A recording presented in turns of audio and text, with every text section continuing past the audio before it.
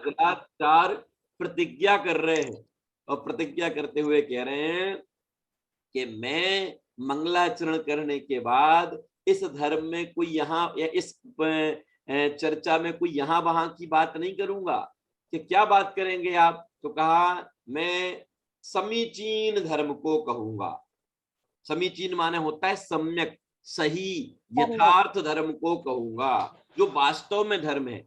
जगत में जिनको धर्म कहा जाता वो नहीं, जो वास्तव में धर्म है, वस्तु का स्वरूप बताने वाला जो धर्म है, मैं ऐसे धर्म को कहूंगा। तो हमने उनसे कहा कि ऐसा धर्म हमारे किस काम का? तो उन्होंने तुरंत कहा कि जवाब है इसका, क्या क्या करता है वो? जो धर्म, जो उत्तम सुख में धर दे। क्या? देशयामी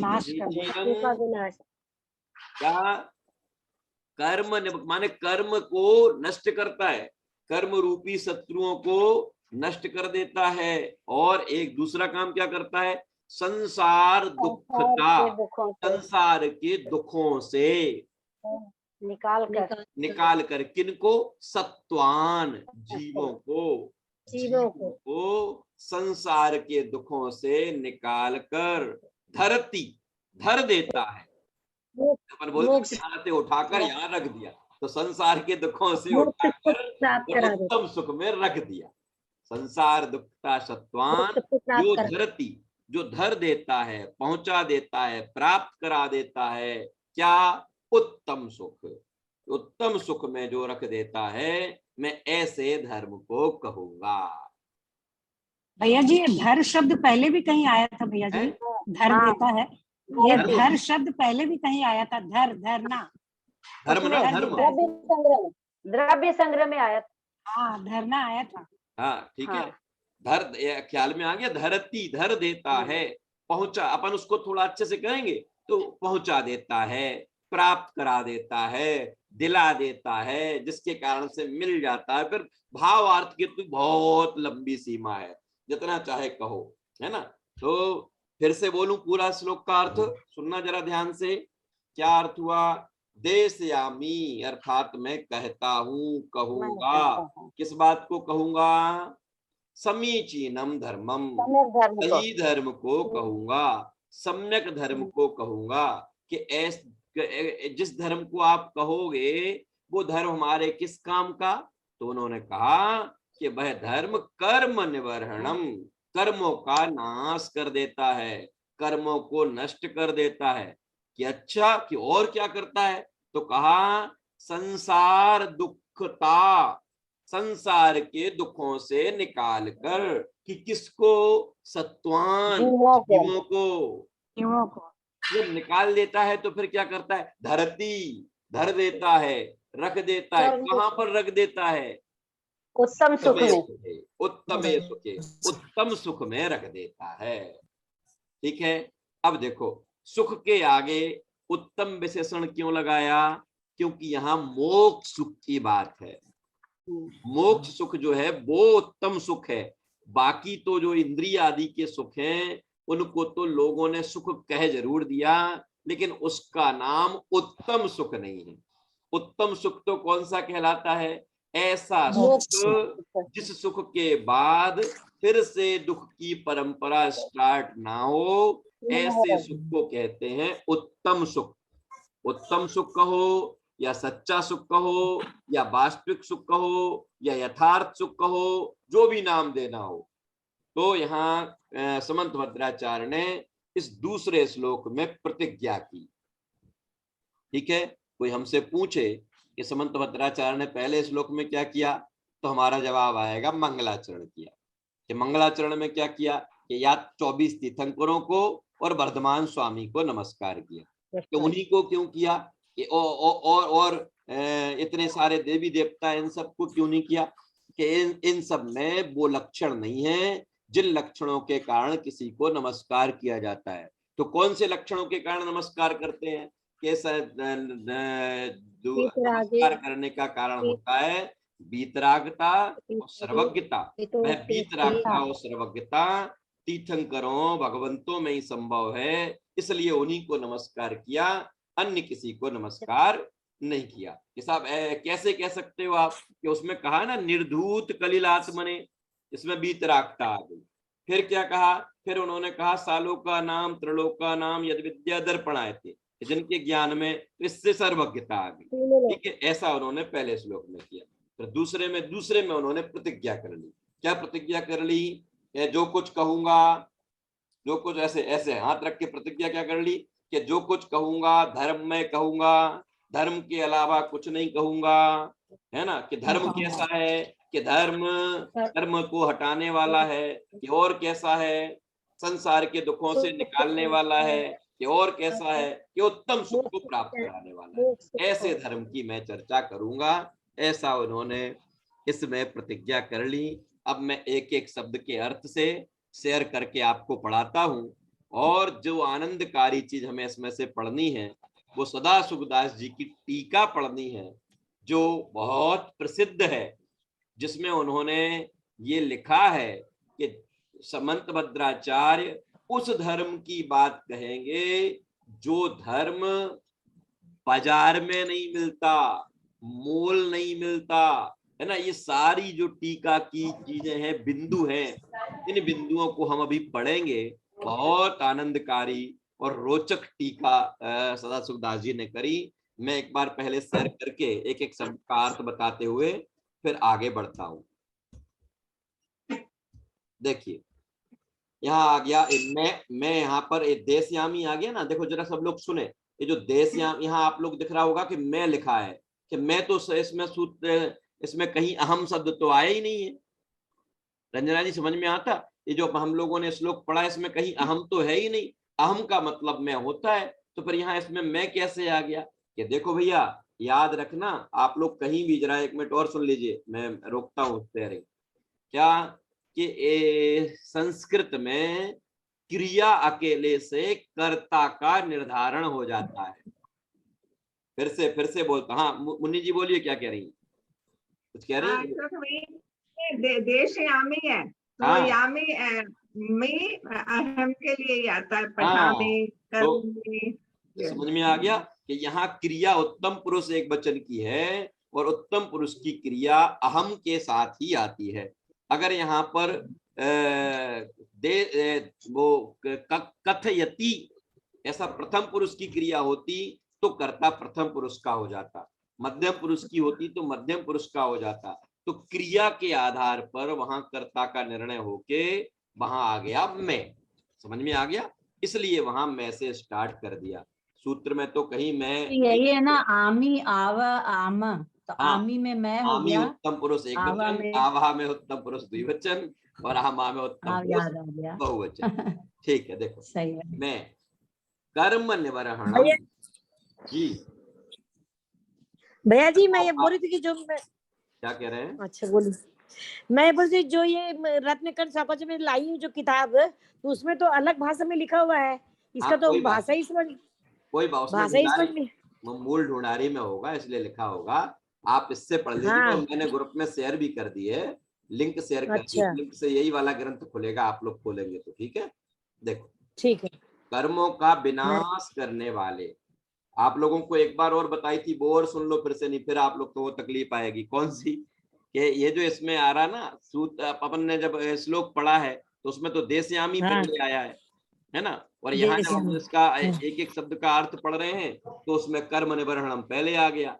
तो मैंने आपको बताया था ना कि एक अन्वय होता है, अन्वय है ना, अन्वय कहलाता है इस श्लोकों के शब्दों को कर्ता कर्म क्रिया के अनुसार व्यवस्थित कर देना। तो इन्होंने अन्वय करते हुए शब्दार्थ बताया है, इसलिए उसके आगे देखो लिखा है अन्वयार्थ, शब्दार्थ नहीं लिखा, अन्वयार्थ लिखा है। अन्वय क्रिया और फिर उसका अर्थ बताया। तो अन्वय से मतलब जो शब्द जिस तरीके से जमने चाहिए अर्थ करते समय, इसलिए उसको उस तरीके से बताया है, इसलिए कंफ्यूज ना हो। अब देखो कर्म निवर्हणम अर्थात कर्मों का विनाश करने वाले उस समीचीनम, समीचीनम अर्थात सम्यक, सही, यथार्थ, देशयामी कहता हूं। क्या? जो क्या करता है? सत्वान जीवों को संसार दुखता, संसार के दुखों से निकाल कर सुखे स्वर्ग मोक्ष आदि के उत्तम सुख में धरती धारण करता है। धर दे, अब यहाँ पर धारण लिखा है, धरती अर्थात रख देता है, पहुंचा देता है, प्राप्त करा देता है। ऐसे सुख को मैं कहता हूं, ऐसे धर्म को मैं कहता हूं। ऐसा इसमें प्रतिज्ञा समंत भद्राचार्य ने की। अब ये इसकी प्रभात चंद्राचार्य की संस्कृत टीका है, जो आप छोड़ दीजिए। ये उस संस्कृत टीका का हिंदी अनुवाद है, आदिमति जो लिखा हुआ है, ये उनके द्वारा उसका हिंदी अर्थ लिखा हुआ है, उसको भी छोड़ दीजिए क्योंकि वो दोनों एक जैसे हैं। अब यहाँ आते हैं सदाशिवदास जी की टीका। अब देखिए इसमें जरा, सदाशिवदास जी कहते हैं कि संसार में धर्म ऐसा नाम तो समस्त लोक कहता है। समस्त लोक माने पूरा लोक ये कहता है, धर्म करो, धर्म करो, धर्म करना चाहिए, धर्म के बिना सब सूना है, ऐसा तो पूरा लोक कहता है। चाहे वो जैन हो, अजैन हो, कोई भी हो, कोई हर व्यक्ति ये कहता है धर्म करो, धर्म करो, धर्म करो। विशु जी सुना के नहीं, अकेले जैनों के अलावा अन्य सबको सुना के नहीं, सब कहते हैं धर्म करो, धर्म करो। तो वही बात यहाँ आज से लगभग 220 वर्ष या 200 वर्ष पहले सदाशिवदास जी इसी ग्रंथ की टीका करते हुए कह रहे हैं, संसार में धर्म ऐसा नाम तो समस्त लोग कहता है, परंतु धर्म शब्द का अर्थ तो इस प्रकार है। किस प्रकार है? जो नरक त्रयंच आदि गतियों में परिभ्रमण रूप दुखों से आत्मा को छुड़ाकर आत्मिक अविनाशी अतीन्द्रिय मोक्ष सुख में धर दे। अब आया ना शब्द, मोक्ष सुख में धर दे। क्या कहलाता है धर्म? धर्म क्या कहलाता है? ये पूरा विश्व धर्म धर्म धर्म धर्म कहता है ना। धर्म धर्म सब ही कहें, धर्म न जाने कोय, अपने को जाने बिना धर्म कहाँ से होए। धर्म धर्म सब है, धर्म धर्म तो सब कहते हैं कि धर्म करो, धर्म करो, धर्म करो, है तो है क्या धर्म? तो सदाशिवदास जी ने कहा कि धर्म उसका नाम है जो नरक त्रयंच है ना, और अन्य गतियों के और अन्य पर्यायों के सभी दुखों से निकालकर इस जीव को उत्तम सुख में, उत्तम सुख माने कौन सा? अविनाशी अतीन्द्रिय, आत्मिक, तो कभी नाश को प्राप्त नहीं होता, अतीन्द्रिय सुख, ऐसे अविनाशी अतीन्द्रिय आनंद में जो रख देता है उसका नाम धर्म है। ये तो उन्होंने पहले धर्म के विषय में बताया। ख्याल में आ रही हर्षिनी जी बात की नहीं? सुनी सरिता जी क्या माने? धर्म धर्म को कहते हैं, लेकिन धर्म क्या कहलाता है? धर्म वो कहलाता है जो जीवों को किससे? नरक के, त्रयंचों के, मनुष्य के, देव आदि गतियों में होने वाले जो दुख है उन दुखों से निकालकर अविनाशी अतीन्द्रिय है ना, कभी न अविच्छिन्न, कभी नष्ट नहीं होने वाले ऐसे सुख को प्राप्त करा देता है, अथवा ऐसे सुख में धर देता है। वास्तव में उसका नाम धर्म है। और अब जो ऐसा धर्म है वो धर्म जहां जहां हम सब ने मान रखा है, हम सब कहते हैं धर्म करो, ऐसा धर्म के लिए ऐसा करो, ऐसा करो, ऐसा करो, तो सदाशिवदास जी आज से 200 सवा 200 वर्ष पहले भी धर्म के नाम पर लोग क्या क्या करते थे और किरम में धर्म मानते थे, उन सारी बातों को दृढ़ करते हुए यहाँ सदाशिवदास जी एक एक बात को बताते हुए कह रहे हैं कि वो धर्म, कौन सा धर्म? जो गतियों की और पर्यायों की दुखों से निकालकर अविनाशी अतीन्द्रिय अविच्छिन्न सुख में रख देता है, ऐसा धर्म। अब देखिए एक एक शब्द देखना जरा, देखो क्या कह रहे हैं? मोक्ष सुख में धर दे, वह धर्म है। अब ऐसा धर्म मोल नहीं आता। मोल नहीं आता का मतलब क्या है? ऐसा धर्म मोल नहीं आता, माने बदले में नहीं आता। पैसा के बदले नहीं आता। आप लोग बदला समझते हो कि नहीं? विनिमय विनिमय भैया जी। वो विनिमय एक्सचेंज को बोलते हैं भैया जी। एक्सचेंज को, Exchange, हाँ exchange, वो जो एक्सचेंज करना, एक्सचेंज Exchange। करना। जो इकोनॉमिक्स में पहले पढ़े हैं चलता था भैया जी। भैया जी कि मैं ये दूंगा तो उसके बदले ये देना। हाँ, भैया जी आवाज नहीं आ रही है। हाँ, ठीक है, म्यूट हो गया था शायद किसी कारण से। हाँ, मैंने क्या कहलाता है इसमें बदले का मतलब, मोल का मतलब क्या होता था कि पैसों के विनिमय से वस्तुएं मिलना तो बहुत बाद में शुरू हुई। पहले वस्तु विनिमय था। वस्तु विनिमय का मतलब क्या कि हम वस्तु के बदले वस्तु मिलना। उसके हाँ, बदले पहले आप ये दे हम दो। कोई चीज देते थे और उसके बदले में उसके पास जो चीज होती थी वो चीज वो हमें देता था, वो लेते थे। है ना। गांव में किसान अपना गेहूं भर के लाता था नाप के, वो गेहूं देता था, गेहूं के बदले में सामने वाले से राशन की चीजें ले लेता था। तो यहाँ कह रहे हैं, यहाँ सदाशिव दास जी कह रहे हैं कि वो धर्म, कौन सा धर्म, जो गतियों के सुखों से निकाल कर, है ना, पर्यायों के दुखों से निकाल कर और मोक्ष के सुख में रख देता है, अविनाशी अतीन्द्रिय अविच्छिन्न सुख में रख देता है, ऐसा वो धर्म मोल नहीं मिलता कि आप अपनी कोई चीज दे दो और उससे उसको ले लो। और अगला स्टेप क्या है, और देखिए अगला स्टेप कहते हैं वो, जो धन खर्च करके दान आदि सम्मान आदि द्वारा ग्रहण कर ले। बहुत सारे लोग मिलते हैं धर्म के नाम पे क्या करते हैं, हमने तो दान दे दिया, हमने ऐसा कर दिया कि धर्म हो जाएगा। अरे वो धर्म ऐसे नहीं मिलता है कि आप थोड़ा सा धन खर्च कर दोगे, आप किसी को मंदिर आदि में उपकरण आदि दान दे दोगे, है ना, तो इसके बदले में आपको धर्म मिल जाएगा, कि ऐसा नहीं मिलता धर्म, ऐसा नहीं मिलता धर्म, है ना। ये धन खर्च करके दान सम्मान आदि द्वारा ग्रहण कर ले, ये नहीं मिलता। और अगला क्या कहा, जो सेवा उपासना द्वारा प्रसन्न करके ले लिया जाए। क्या वो धर्म, जिस धर्म की हम बात कर रहे हैं, वो धर्म किसी की सेवा करके, उपासना माने पूजा करके, सेवा पूजा उपासना आदि करके नहीं मिलता। जगत में इतना करके ही धर्म मान लिया जाता है। इन बातों को देखो, कितने डंके की चोट पर 250 वर्ष पहले सदाशिवदास जी ने स्पष्ट लिखा कि जिस धर्म की बात समंत भद्राचार्य स्वामी कह रहे हैं, ऐसा वह धर्म मोल नहीं मिलता है, ऐसा वह धर्म धन खर्च करने से नहीं मिलता है कि आप उपकरण दे दो, दान आदि दे दो, और दान आदि के बहाने जो आपको मान सम्मान मिलता है और आप समझ लो कि हमारा तो धर्म हो गया। ये बोले ऐसा नहीं होता वो धर्म।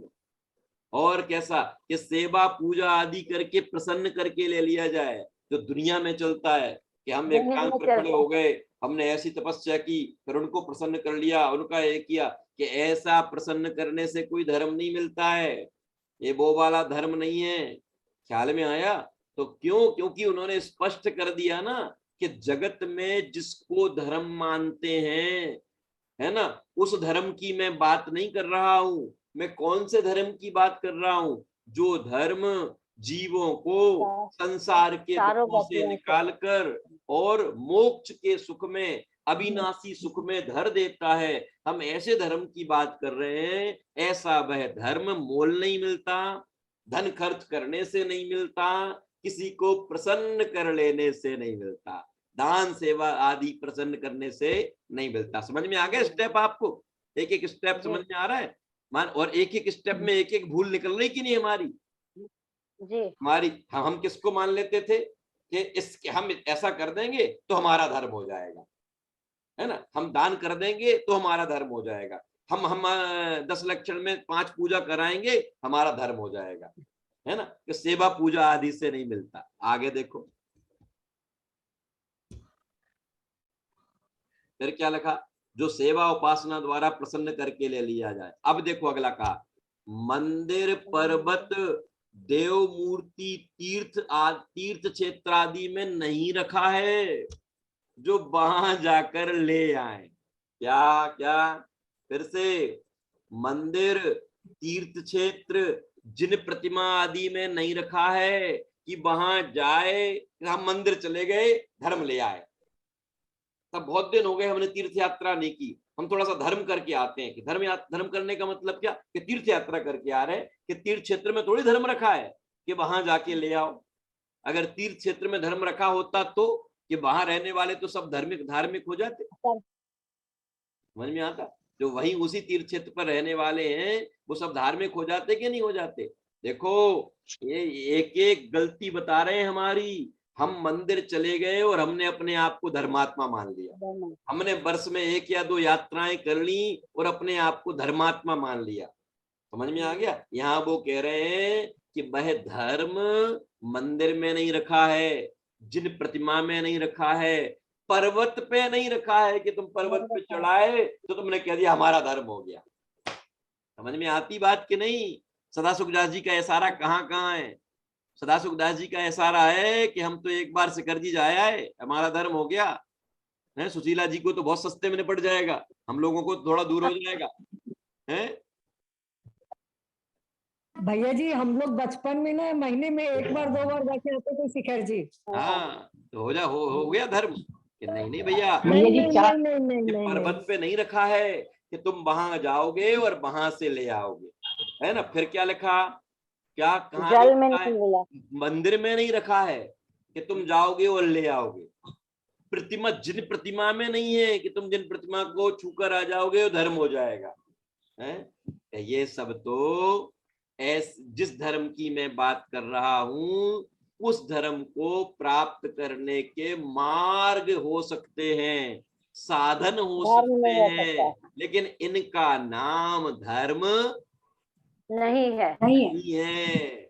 इसलिए, और कब की बात है, ये 225 वर्ष पहले तो टीकाकार ने लिखी। और अगर ग्रंथकार के पास चले जाएं तो लगभग 1800 वर्ष पहले लोग किन किन चीजों में धर्म मानते होंगे, इसलिए उसका स्पष्टीकरण करते हुए सदासुखदास जी ने कहा यहाँ नहीं रखा। देखो, हाँ 2-3 मिनट और चलेगी क्लास, फिर ऑफ हो जाएगी। देखिए, बाकी चर्चा कल करेंगे। भी देखते पढ़ते जाते जब तक चल रहा है। जी 2000 साल पहले भी ऐसा ही चलता था। 1800-1900 साल पहले का ग्रंथ है। हाँ, चलता क्या चलता। सुनो, अपन तो अंदाज कर सकते हैं ना लोग आचार्यों की वाणी से। अब जब आप सुनना जरा,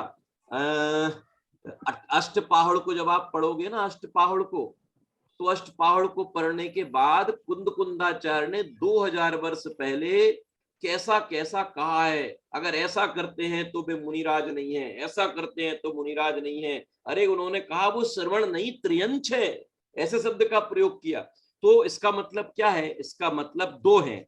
एक तो वो अपने संग के मुनिराजों को क्या ये संबोधन करना चाहते थे कि अगर ऐसा कुछ तुम्हारे परिणाम बन रहे हो तो ऐसा करोगे तो फिर साधु नहीं कहलाओगे, फिर ऐसा कहलाओगे। एक तो उनको कथन हो गया, और एक उसी समय पर बाहर में कुछ ना कुछ कमजोरियां डेवलप हो गई थी, फ्लेक्सिबिलिटी लोगों ने ला दी थी, और ऐसा ऐसा करना उसको भी धर्म कहने लग गए थे, है ना। इसलिए वहां उन्होंने उसमें कहना पड़ा कि इन सबको श्रमण नहीं कहते, साधु नहीं कहते। ऐसी बहुत मीठी मीठी चर्चा हर ग्रंथ में आती है। ऐसे यहाँ 2000 वर्ष पहले जब धर्म का स्वरूप समंत भद्राचार्य ने बताया, तब भी लोग किन किन चीजों में धर्म मानते होंगे उसकी कल्पना करके, विचार करके, और तत्समय 250-225 वर्ष पहले सदासुखदास जी के समय पर जिन जिन गड़बड़ियां चलती थी और लोग अपने आप को धर्मात्मा मानते थे, उन्होंने कह दिया कि धर्म मोल नहीं मिलता है, धर्म पैसा खर्च करने से नहीं आता है,